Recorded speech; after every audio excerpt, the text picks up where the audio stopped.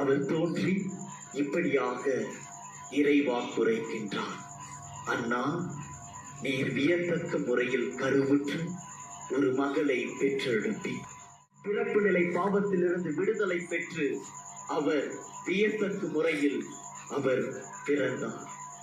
அப்படியாக இந்த வானதூதர் தூதுரைத்தது போல அன்னை மரியாள் பிறந்தார்.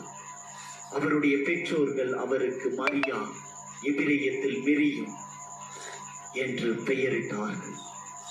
இந்த குழந்தை வளர்த்து 3 ஆண்டுகள் நிறைவுற்றவுடன் அவர்கள் வாக்குரைத்தவாறே அவருடைய பெற்றோர்கள் அவரை ஆலயத்திற்கு கொண்டு வந்து அர்ப்பணிக்க வந்தார்கள். இந்த அர்ப்பணிப்பு நிகழ்வை தான் புனித ஜான் டமசின் என்று சொல்லக்கூடிய புனிதர் இப்படியாக தன்னுடைய எழுத்துக்களில் குறிப்பிடுகின்றார். அன்னை மரியாள் என்கின்ற அழகான ஒலிவ மரம் அவருடைய பெற்றோர்களால் ஆலயத்திற்கு கொண்டு வரப்பட்டது.